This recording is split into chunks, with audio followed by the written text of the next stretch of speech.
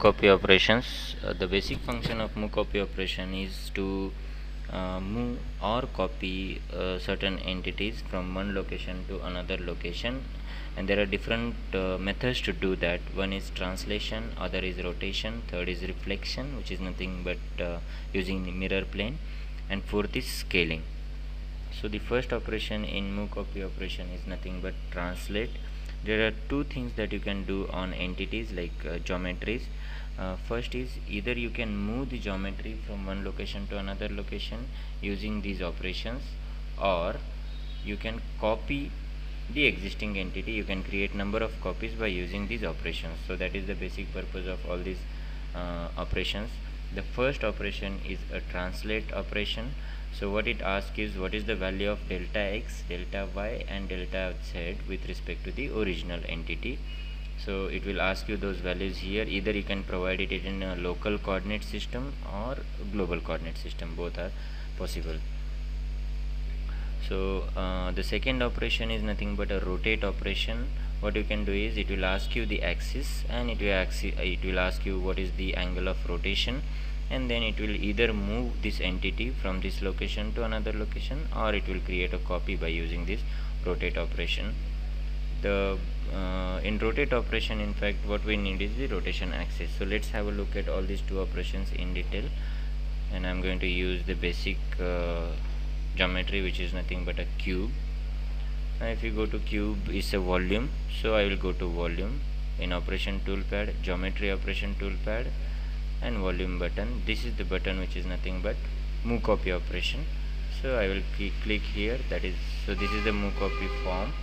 So pick the entity. Let's say I am selecting this volume, and what do you want to do? Do you want to move it or copy it? Let's say in this example I want to move this from one location to another, and let's say the delta x should be 20, and similarly you can provide delta y and delta z.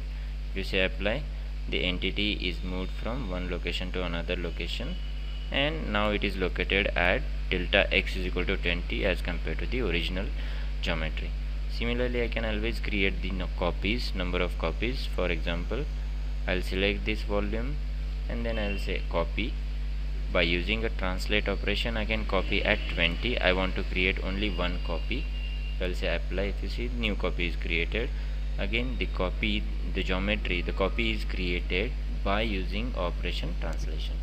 So this is the basic use of translation. There are some advanced tools available during the translation, which we'll have a look at it later. The second operation for in a move copy operation is nothing but rotate. So definitely for rotate operation, what we need to give is what is the axis and what is the angle with which you want to do rotate. So let's say move, what you want to move, let's say this entity I want to move by using a rotate operation, and then it will ask you what is the angle. Let's say angle is for 30 degree, and then axis.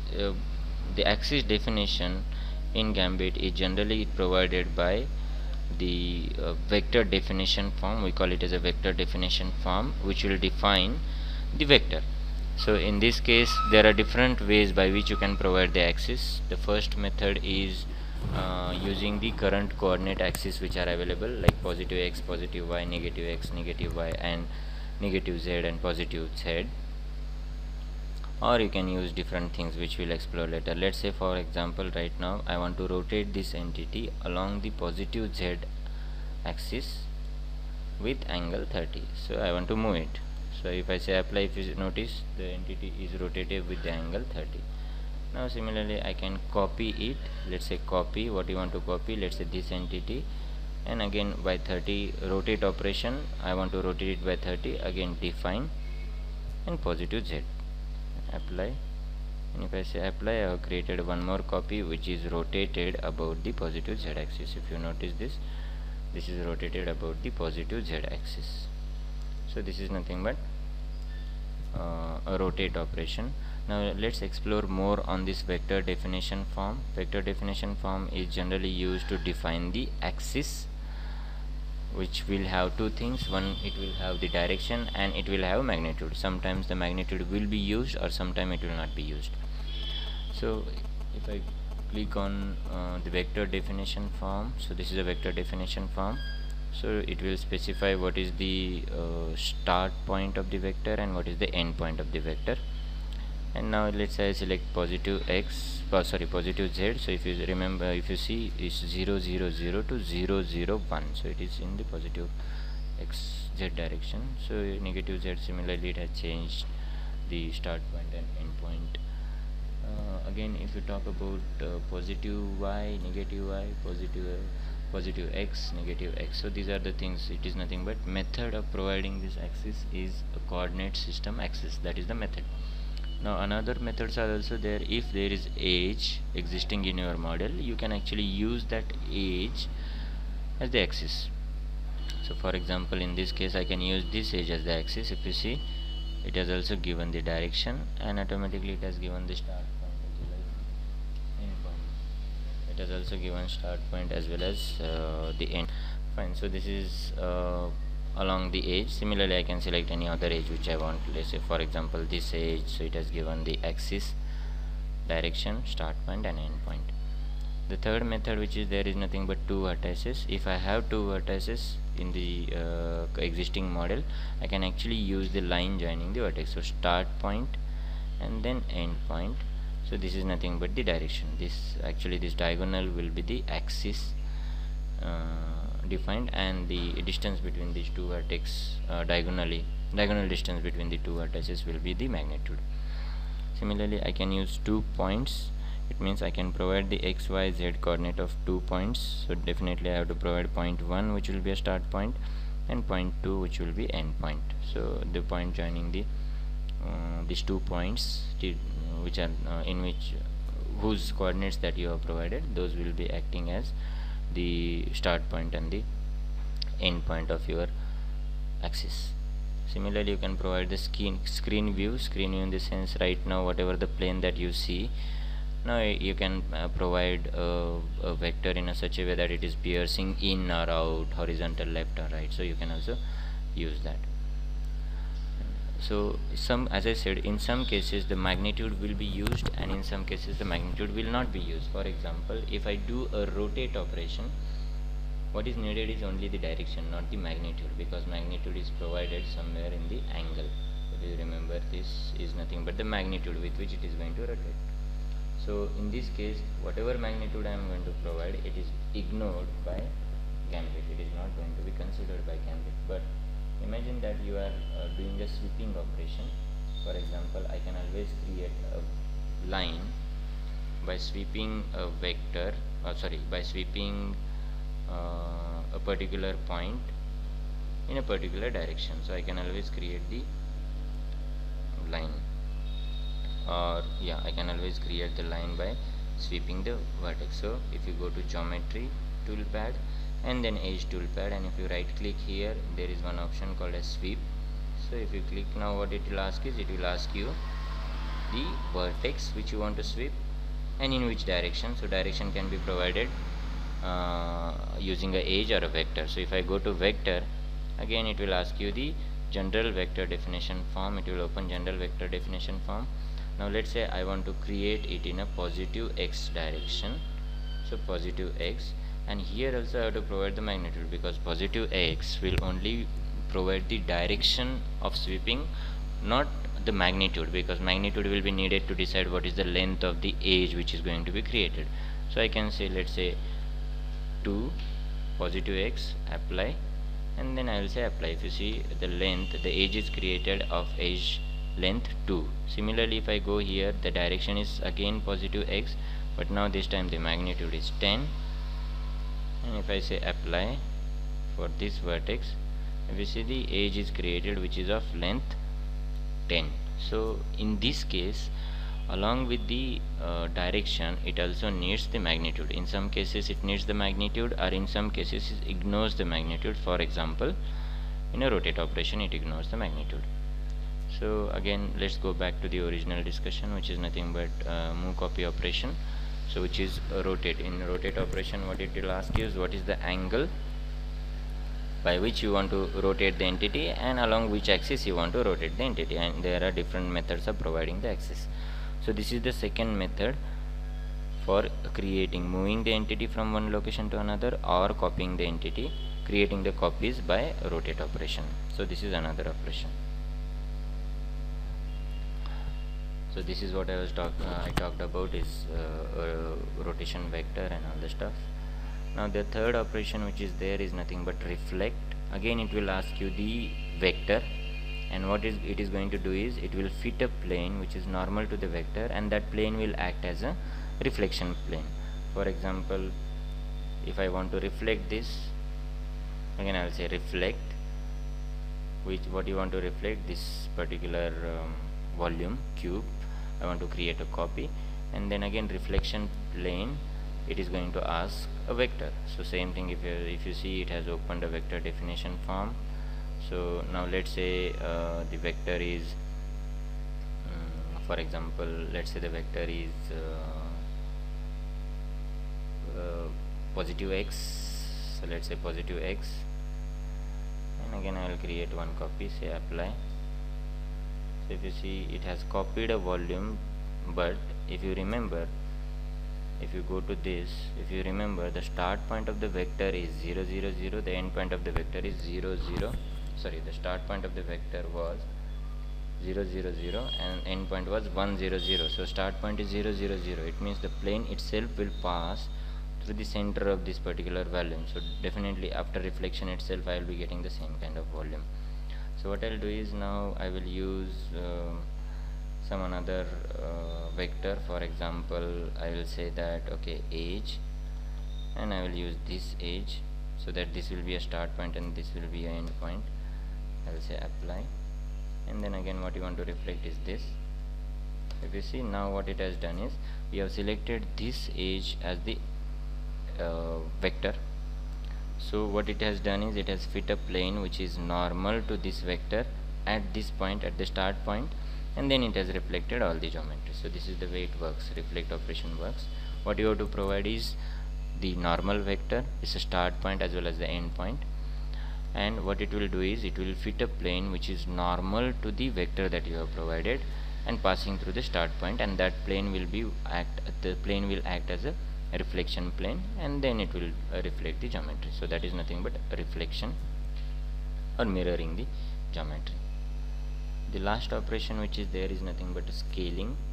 So for scaling, what it will use, it's the scaling, it will use, or it needs the reference point and the scaling factor. So let's have a look at the scale operation. So this is actually the scaling. Let's say this is the initial phase which is there, which you want to scale, and now if you have provided the scaling factor is equal to 2 and this as the reference point, so what it does is, it throws the arrow. If you see, these are the arrows which are passing through all the end or all the boundaries of this particular entity. Now if this is L, if you see, if this is L,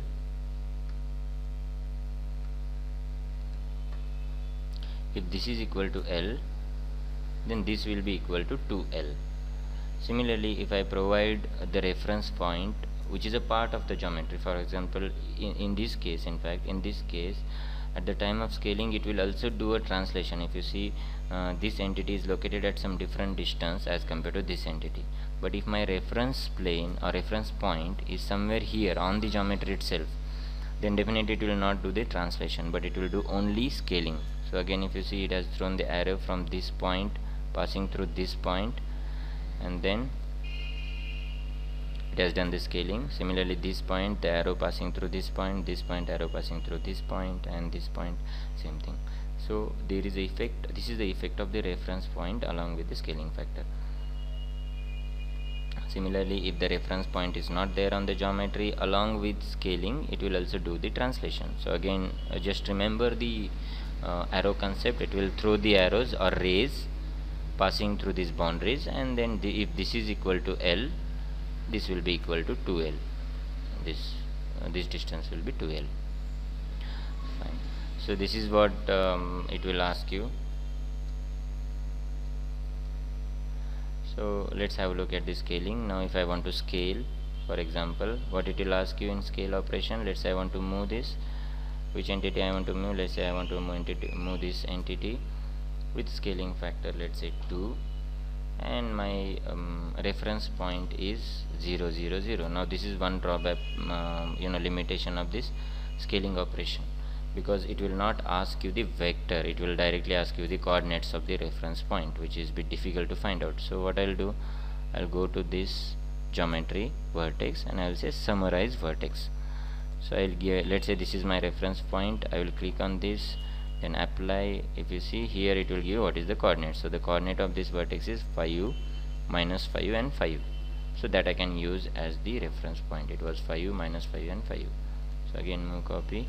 What you want to move copy, let's say this, and let's say I want to create a copy, or I want to move it, for example, by using a scaling operation. Let's say 2, the scaling factor is, let's say, 2, and the coordinates are 5, -5 and 5. If I say apply, it will do a scaling. If you see, it has created a copy with the scaling factor which I have provided. So that is nothing but a move copy operation. Now similarly, I can provide this as a reference, and this entity for scaling. So you will notice there will be a translation. So this is all about the 4 operations, the basic operations and their basic functions: translate, rotate, scale and reflect. So these are the operations. You can either move the entities or you can copy the entities, but there are definitely limitations for moving the entities, which will have a look at it.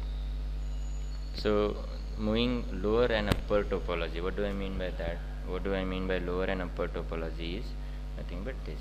If you see, this volume is made up of some basic entities. It means if I talk about this volume is made up of this vertex, it is made up of this edge, it is made up of these faces, and then the volume definition is complete. Now for example, if I want to move a face, for example this face by any operation, it means what you are doing is you are actually moving this face from this location to another location. You are not creating a copy, you are moving it. It means there will be no face at all at this particular location. Now if this face is not there, definitely its higher order topology, which in this case is nothing but a cube, or which is nothing but a volume, that will lose its definition, and that is definitely not allowed in Gambit, because in Gambit everything is tightly coupled to each other. It means volume has to have face, it has to have edge, and it has to have vertices. So it means if there is any entity which is attached to the higher order entity, then I cannot move it.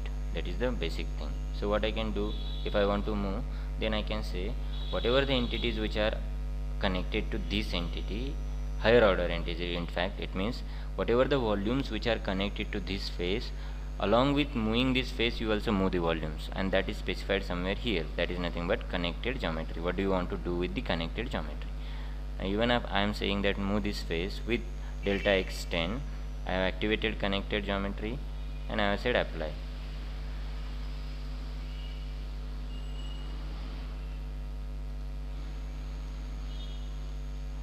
Again, if I have activated this, I will say move, then translate by 10, connected geometry, I will say apply.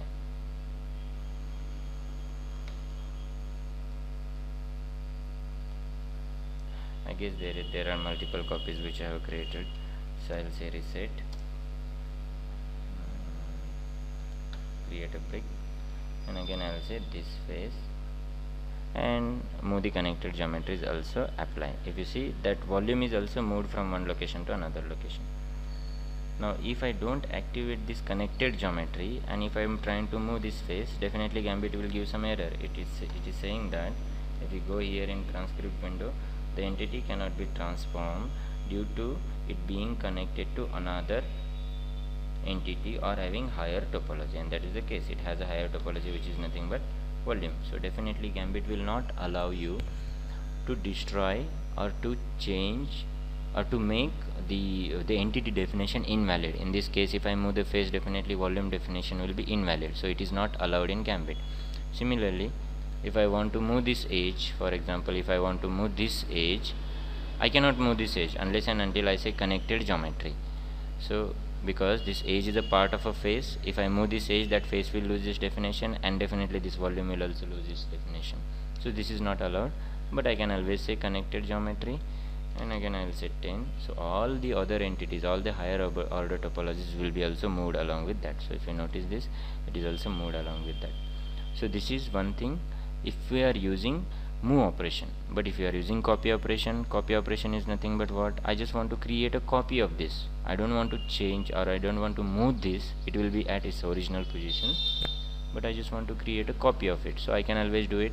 So I'll say copy 10, apply. If you see, the copy is created. It's a standalone edge, definitely, because it is not connected to higher order entities.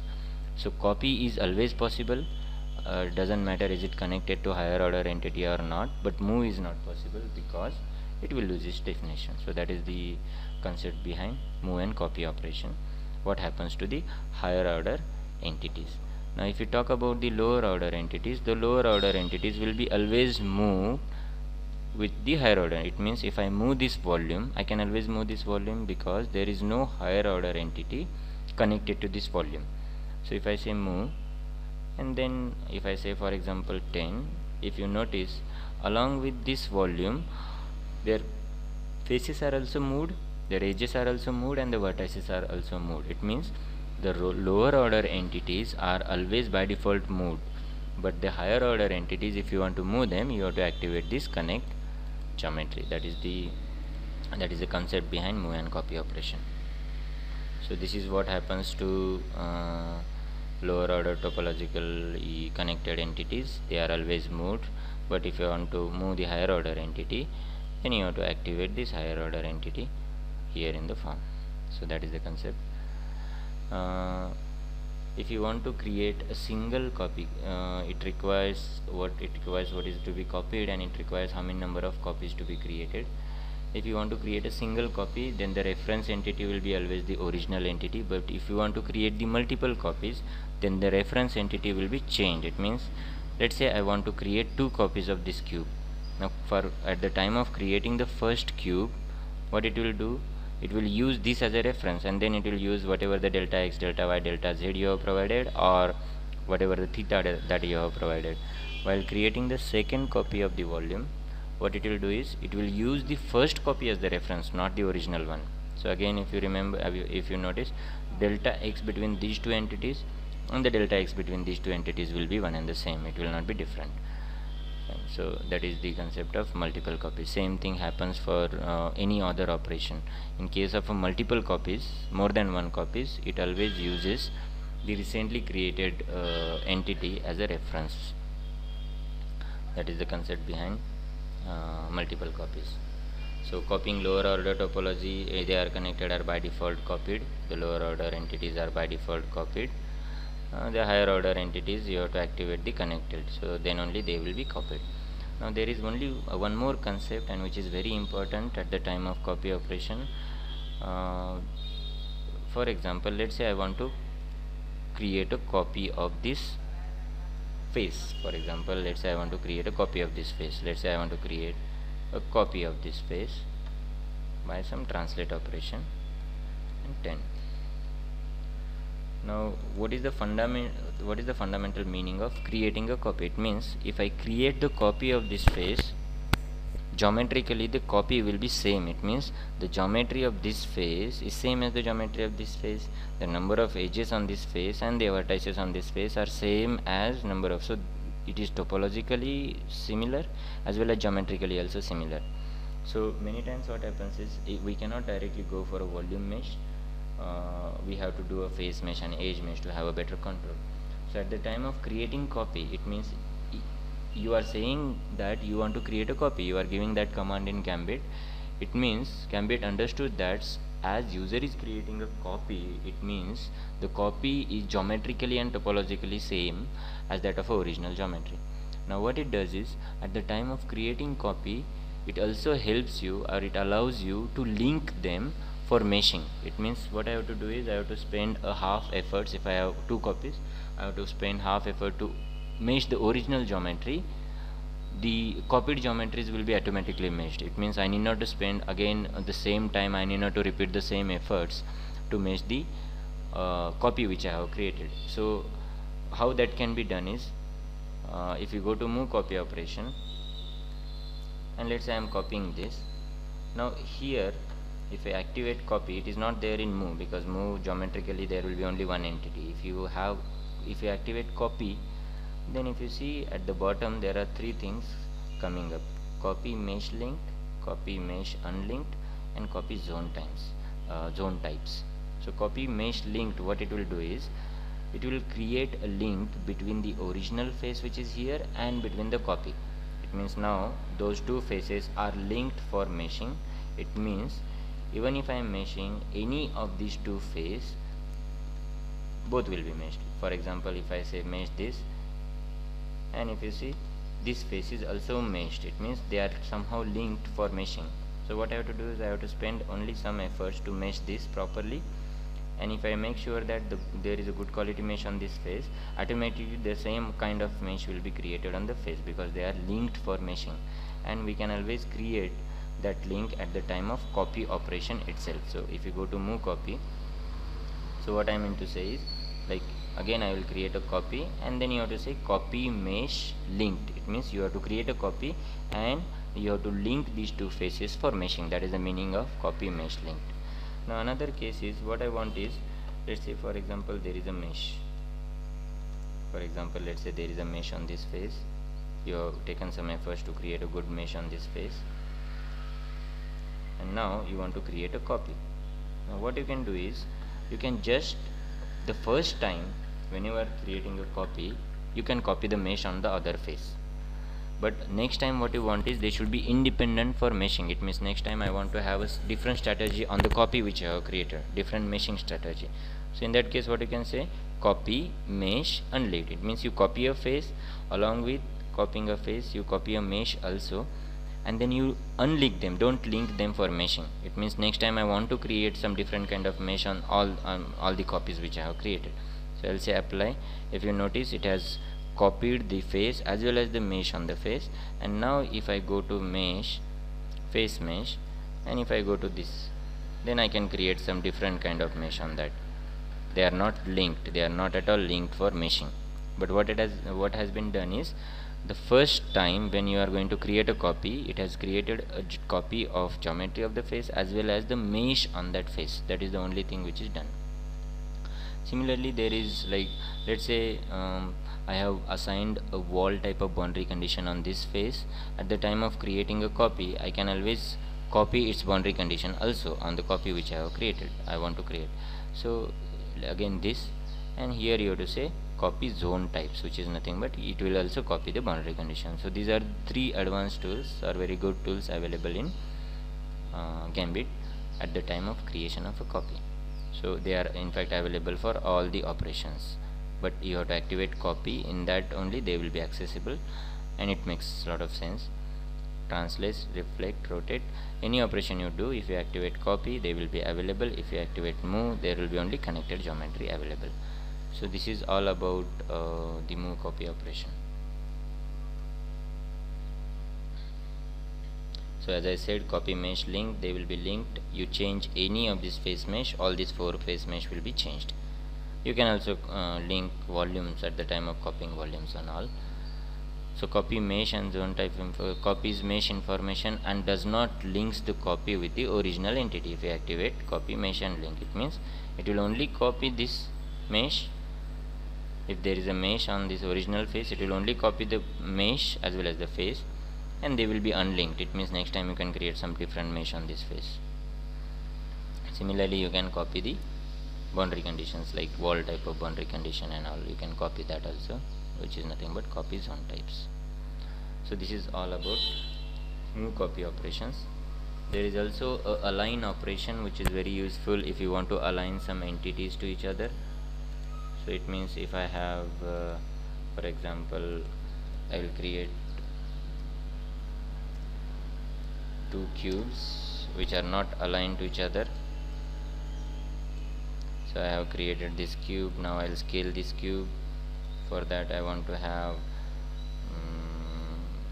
a vertex information. So I will say what is the vertex information. The coordinate is -5, -5, -5. Then I will scale it. So go to volume, move copy, scale.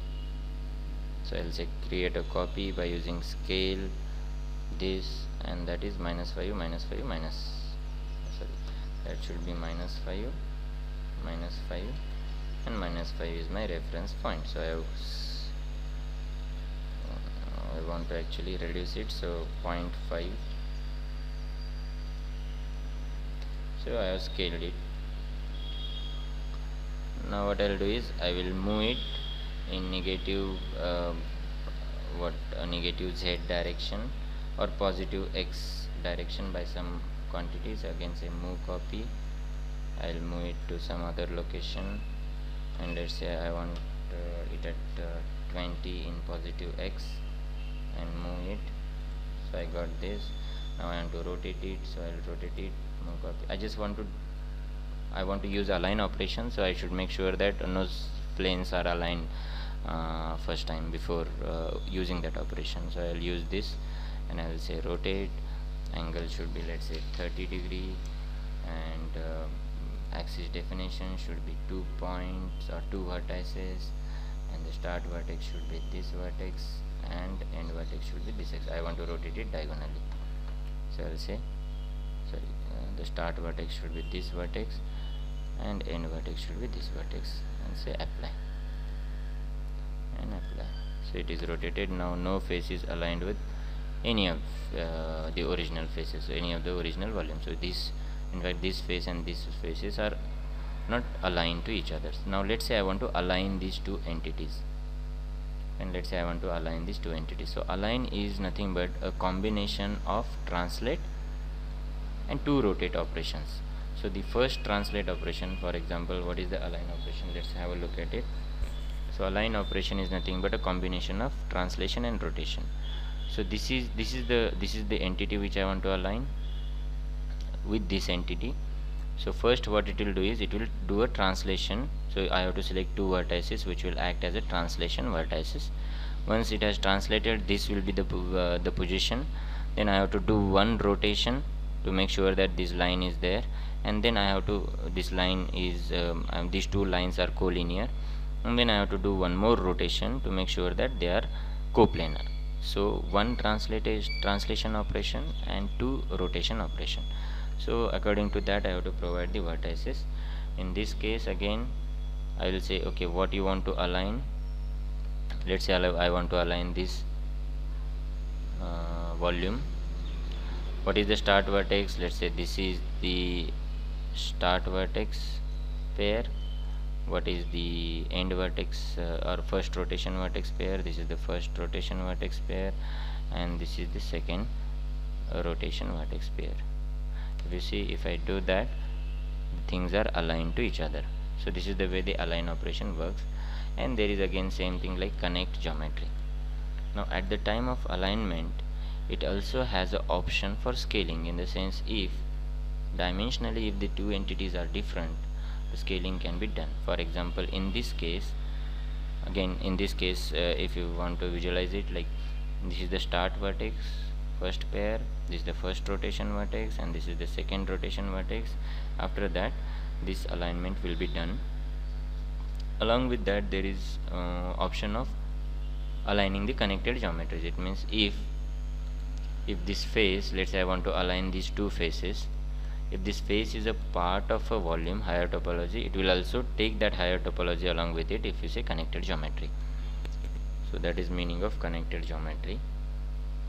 Similarly, there is option for scaling if the distance between the two start vertices and two end vertices are different. In the sense, in this case, if you see, this is the first start vertex pair I am giving, this is the start vertex, this is the end vertex, this is the second start vertex, and this is the second end vertex. So what it will do is, the distance between the first start vertex and second start vertex, if that is not equal to the distance between the first end vertex and second end vertex, can be understood that there is a scope of scaling.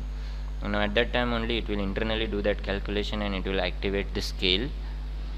And then, because right now if you see, it is deactivated, right now if you see, it will be deactivated till I give two start and two end vertices. So this is the start vertex, this is the first end vertex, this is the second start vertex, and second end vertex. You see, the now the scale is active because there is a scope of scaling. And this is the third start vertex, third, end vertex, and now I'll say scale. If I say apply, if you notice it is scaled, because they are overlapping, so we could not able to distinguish them. So that is scaled, and the dimension of that is same as the dimension of the entity with whom we have aligned it. So that is nothing but a scaling will be active only when the difference between the first two start vertices is different than the distance between the two first two end vertices. So there is a chance of scaling. So this is what the scaling is. So this is all about scaling the entities while aligning it. If there is a chance, you can use a scaling operation to make sure that both the entities will have same dimension. This is again one more important operation in Gambit, which is connect operation. So what it does is, like as I said, Gambit needs a watertight geometry for creating a mesh. So if you import the geometry from which is created in other CAD software, because of the tolerance issues and all, what will happen is the connected geometry will get disconnected in Gambit. It means there will be no connection in the face. For example, if I have this, I will virtually create the disconnect operation. So I will say move copy, and I will copy it at some other location, for example translate, copy, and I will say copy it at 10.2. Now if you see here, purposely I have copied it at 10.2 because there should be a gap of, I was expecting to a gap of 0.2 in between. Now if you see, this is nothing but disconnection. It means originally you might have created these two cubes connected to each other, let's say in SolidWorks or maybe Pro E or CATIA or whatever, and now you have imported that in Gambit. Now what has happened is, like in Gambit, the tolerance value is very stringent. It is 10 raised to minus 3. It is 10 raised to minus 6, in the sense, if the two entities are in the proximity of 10 raised to minus 6, then only they will be considered as a connected to each other, else they will be considered as a disconnected. So now if I want to treat these two as a closed volume, let's say flow is coming from this face and it is going out of this face. Now if you see, there is a gap in between, so I have to somehow close that gap. That is the first thing or first use of connect operation. What it will do is, it will try to connect these two volumes to each other, and now these two volumes, connection operation, if I want to connect these two volumes, the connection should be done through faces. So what I'll do, I'll go to face, and this is nothing but connect disconnect operation. So I'll say connect, what I want to connect, I want to connect these two faces. I'll select these two faces, and don't worry about this virtual face pose because I'm going to explain this in virtual. Now if you see, I have connected them. It means they will have the same face in between. The common face will be there in between. So that is nothing but connect operation. What is the purpose of connect operation? Is to connect the entities. So this is what connect does. Vertices, edges and faces can be connected. If you go to any entity, you will see this kind of symbol. That is nothing but connect operation. There are different kind of connects available: real, virtual tolerance, and real and virtual. We'll talk about it in detail in virtual geometries. So what are one face is there? You see this face and this face, there are two edges. They look like they are connected, but there are two edges. There are two distinct edges. One edge is assigned to this face and another edge is assigned to this face. So although they are at same location, they are not connected to each other. It means geometrically they are not connected. It means maybe in a view you can see that okay, they are connected, but there are two edges maybe overlapping to each other. So what we have to do is, probably we have to delete one edge, we have to delete one edge, and now what we have to do is, the face whose edge we have deleted, we have to connect that face to the edge which is remaining there. So that is what the connect operation does. What it does is, whenever there are duplicate entities is nothing but, let's say two edges are in the proximity of 10 raised to minus 6, so they are treated as a duplicate entities. So whenever there are duplicate entities, it will delete all the entities and it will keep only one entity. For example, if say let's say there are three faces and they have three different edges at the same location. Now what it will do is it will delete the two edges, it will keep only one edge, and it will do a reconnect operation in a such a way that all the faces will have only one edge common in between. It means they will share only one edge common. There will be only one edge common in between them. So that is nothing but a connect operation, and that is very that is needed if you want to have a watertight geometry. So for example, if you could talk about a vertex connect operation, if you see vertex connect operation can connect two edges. It means two edges can have one single vertex common in between, so that is nothing but a vertex connect operation. These are the different operations available: real, virtual, virtual tolerance, and real and virtual. What real does is it means the entity should be in the proximity of 10 raised to minus 6. If the proximity is more, in the sense if the distance between the two vertices is more than 10 raised to minus 6, virtual connect is not possible. Real connect is not possible. So in that case we have to go for virtual connect. In virtual connect, what it does, it doesn't create any entity in between, any geometrical changes will not be done. Only thing is it will create some kind of virtual entity in between, in the sense, for example, imagine that there are two tables and there is a gap between these two tables. So now I can fill that gap by putting a wooden part in between, which is nothing but creating real geometry. It means if the gap is less, I can actually extrapolate the definition of my surfaces and I can create the real geometries. But if the gap is more, I cannot do that much extrapolation. In fact, Gambit libraries are there which cannot do that much extrapolation. So what we can do, we can have the same gap in between, but now we'll put some kind of a tablecloth on top of both the tables. So if you see from the top, you will not see that there is any gap in between. So that is the meaning of virtual geometry. It means the geometry which will not have any definition, mathematical definition, they always relies on the real geometries, same as your tablecloth is relying on a table for its shape and all.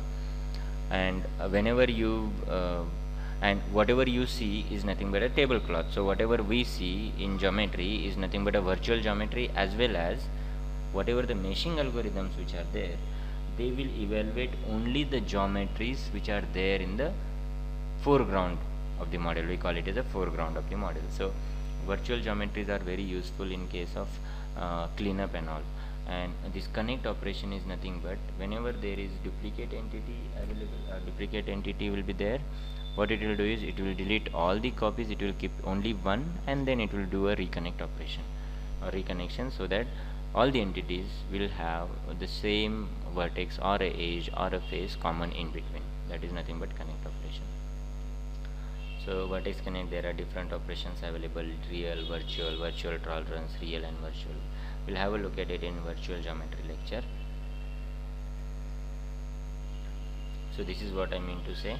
Real connect, let's say this is edge 1, this is edge 2, and at the same location, coincident, there are two vertices, vertex 2 and vertex 3. So vertex 2 is a part of this edge. It means edge 1 is made up of vertex 1 and vertex 2. Edge 2 is made up of vertex 3 and vertex 4. So might be these two vertices, geometrically they are at same location, but one is assigned to one edge and another assigned to another edge. So there is no edge common. There is no vertex common in between. So what I can do is I can select these two vertices in vertex connect operation, and then once I say apply, what it will do is it will delete one vertex. It might be vertex 3 or 2, but it will delete only one vertex in this case. It will keep only one vertex here, and it will do that reconnect operation in a such a way that these two edges now will have a single vertex common in between. So that is nothing but a connect operation. Now there are virtual connect operations, it will not look for, but if you want to do this real connect operation, the proximity of these two vertices should be 10 raised to minus 6 or below that. If they are more than that, then these real operations are not possible.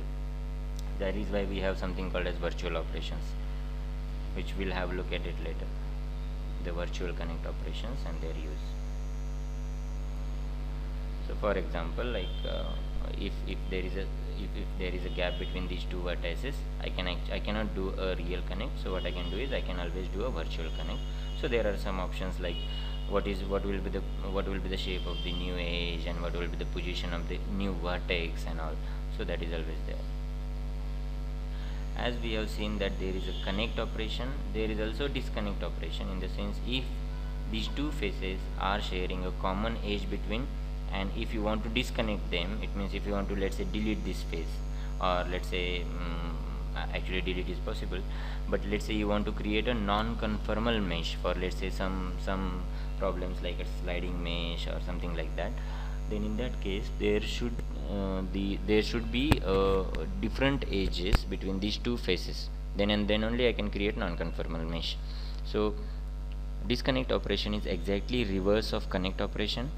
What it does is, whenever, let's say, these two faces are there and there is only a single edge common in between, so they are connected, if I say disconnect, what it will do is it will create a copy of this edge along with the copy of their end vertices if you have specified it here, and then it will assign the copy which is created to one face and the original which is there to another face, and they will have distinct edges in between, so they will be disconnected. So the disconnect operation is exactly reverse of connect operation. So in that case you do have option of, if you are disconnecting face, what you want to disconnect, do you want to disconnect edges and vertices also, and edges, and we'll have a look at it. This is a delete operation, general operation. It means if you go to Gambit, this is nothing but every entity, if you see, what we have seen is connect disconnect operation, and we have seen move copy operation. Everywhere is there vertices, move copy, connect disconnect, edges, move copy, connect disconnect, faces, move copy, connect disconnect, volumes, only move copy because there is no higher order entity which is available for volume. So every entity, similarly, if you go to every entity, they have these options common, which is nothing but delete. So if I want to delete a volume, I can always delete a volume, I can always delete this volume, along with the lower geometry. It means if you go to delete volume, in volume there are lower entities like faces, edges and vertices. So what do you want to do with them? Do you want to keep them or do you want to delete them? So if you activate this will also delete the lower entities, but if you deactivate this, it will not delete the lower entity, it will keep the faces and edges and vertices, and it will only delete the volume. So that is nothing but lower entity, what you want to do with the lower entity. So everywhere the delete operations are there. Again, if I want to delete this face, I can delete it without lower geometry. Again, if I want to delete this space without lower geometry, so if you see now this edge is in yellow color, so it's a standalone edge. Similarly, I can go to edges. So this is about the delete operation in Gambit. So what you want to do with the lower entity and what you want to do with the higher order entity, in the sense, now if I want to delete this edge, as I said, it's the same as move copy operation. If I want to delete, for example, this edge, I cannot delete this edge because this edge is a part of a face. Face is a higher topology for a edge, so I cannot delete this edge unless and until I delete this face, because if I delete this edge, this face will lose its definition. So that is what it says. Whenever there is an entity which is attached to higher order topology, it will not allow you to delete that entity. So that is quite obvious. So this is what like deleting entities that belongs to other entities and all. It is not possible. The basic concept is, if you are doing some operation in Gambit like delete, move copy, and if somebody is losing its definition, and though all those operations are not possible. For example, if I want to move a face which is attached to a volume, if I move a face, volume will lose its definition, so it is not allowed. If you want to delete a face which is attached to a volume, definitely volume will lose its definition, so it is not allowed. So that is the basic concept. These are the general operations. Summarize, vertex, it will give the summary, check, query, total. So let's have a look at those operations. So if you go to every geometrical button, if you see there is summary, check, query, total. Similarly, if you go to face, summary, check, query, total. If you go to volume, there is summary, check, query, total. So if I go to edge and if I say summary, that is very useful sometimes because I want to see if the things are connected or not. So if I go and check the summary of this edge, this is the summary of the edge. So what it will say, what is the name of the edge, what is the scheme, which is nothing but a meshing scheme. Is it meshed? No, it is not yet meshed. What is the interval size, by default size, which is specified. What is the interval count? It is nothing but if I am going to mesh this edge with default options, with what parameters it is going to be meshed.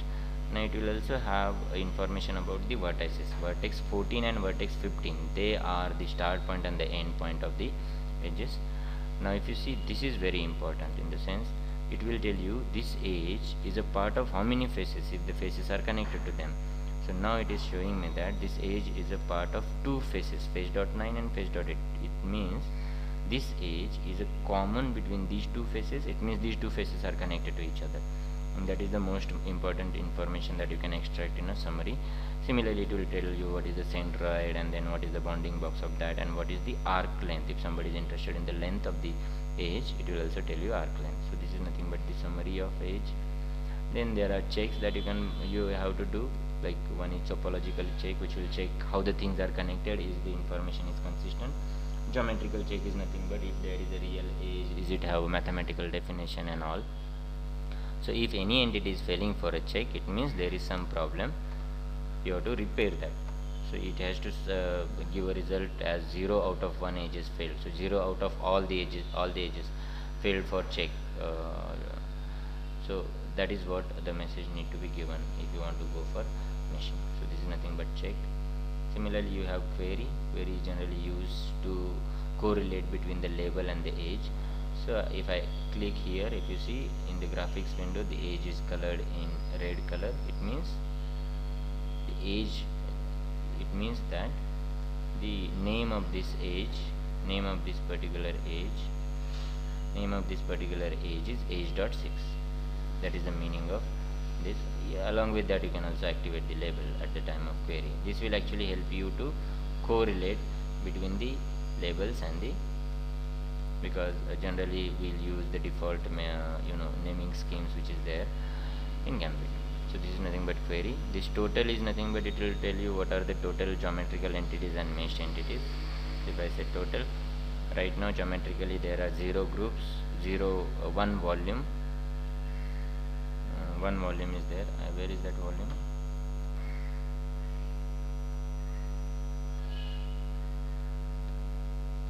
So if I say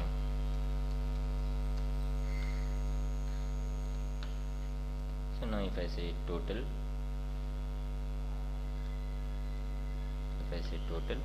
then it will say that okay, now there are 1 volume, 6 faces, 12 edges, 8 vertices, 1 coordinate system and all. And if you have created mesh, it will also give you the mesh information. So that is nothing but total. Similarly, if you go to face, summarize. Now if I talk about this face, along with the important information which is nothing but connectivity, it will also tell you the area of the face. Similarly, if you go to vertices, and if you say summarize, along with the connectivity, which is nothing but edge 12, 11, 8, which looks very good. I mean, in the sense it's consistent with the geometry which we have created. It will also tell you the coordinate of the vertex. So these are nothing but the summary, and these operations are quite easy to understand. You have to just explore those operations. So this is all about the other operations, and this is all about general operations in Gambit. In next lectures, we'll have a look at how to create the geometry and what do you mean by virtual geometry, and we'll also have a look at how to mesh the geometries. Thank you.